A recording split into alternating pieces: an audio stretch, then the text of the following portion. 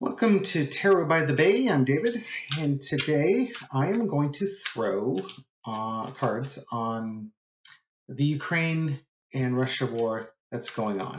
Basically, I want to find out how the Ukrainian citizens are going to fare this winter.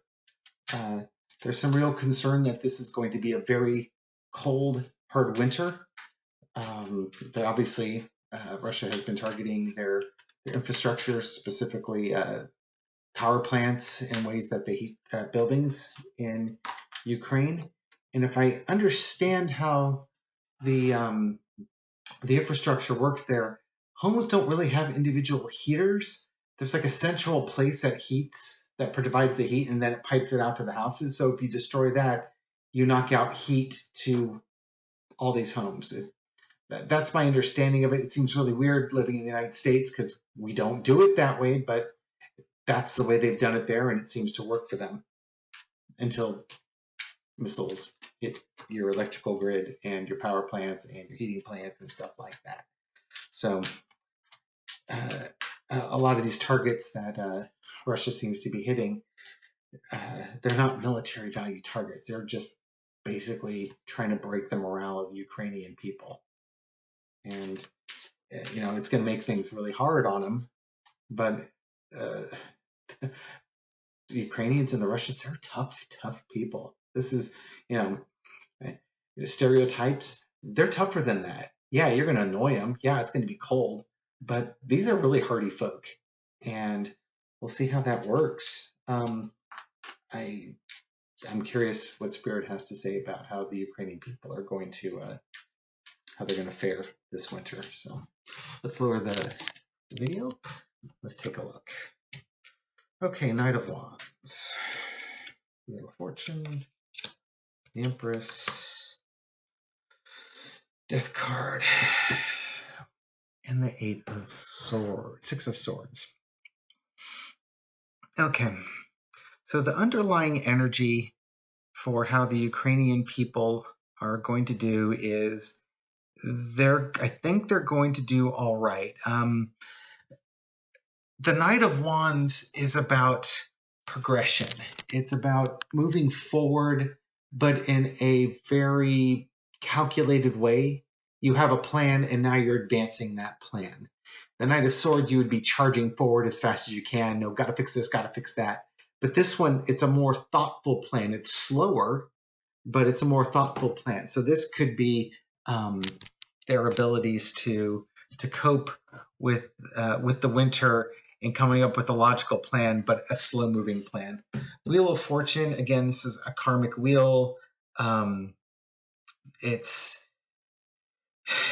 from a spiritual sense, did they sign up for this? Probably. Does that seem fair? Not when you're down here. Probably when you're up there, it seems like a great idea. Oh yeah, sure. I'd love to suffer to make humanity better. Yeah. Okay, I don't understand this sometimes, but here you go. Okay. Then on one hand, you've got the Empress. Empress is a card of taking care of everybody. Everybody has enough. And then on the other side, you've got the Death card, which is the end of a way of doing things. So what's interesting about the Empress card, as I hold it up, notice the wheat field that's by there. Ukraine was known as the breadbasket for Europe. They grew all the crops, and basically they were feeding, by their exports, they were feeding members of the European Union.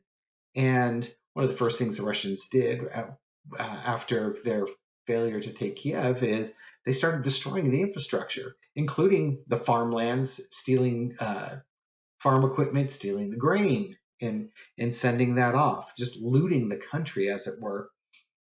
And then on the other end is the Death card. Now, does this mean physical death? It can in this case, because if it's going to be really cold out there, you can have people freezing to death. And one thing that I've read and heard is that neither side is particularly well equipped to deal with the winter. Russia is not going to be equipped at all.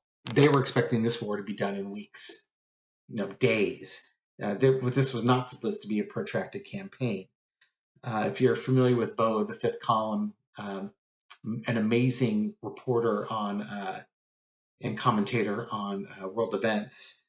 He was explaining that Finland and Sweden, I believe it was there, Finland and, yeah, I think it was Finland and Sweden, were offering up winter clothing to Ukraine, and they would have enough military spares of winter clothing to help the Ukrainians out, and which will allow the Ukrainian soldiers at least to uh, to persevere through the war. But again, we're talking about the citizens, not the soldiers. So how are the citizens doing?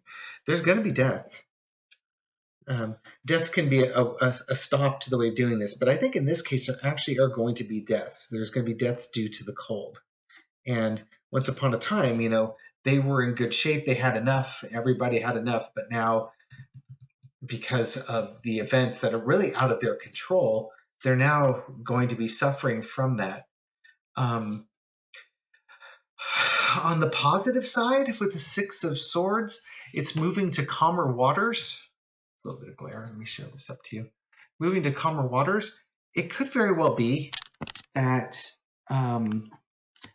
the war takes a break in the wintertime, especially if the aggressors, in this case Russia, if they don't have proper winter clothing, they're not going to be able to do much in the way of offensive maneuvers.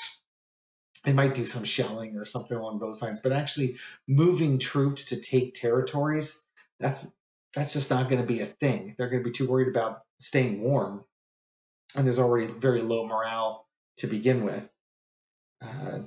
So it might actually calm down for the citizens enough for them to try and make progress in surviving this winter, but they're not going to get through this unscathed. I'm sorry to hear that. It's a hard thing. War is not pretty. It's not necessary, and this war seems to have been started by somebody's ego, trying to cement his legacy for the history books. And instead, a lot of people are suffering for this man. Okay, so that's my reading for the people of Ukraine. God bless them, and I hope they do well in surviving this winter. Thank you.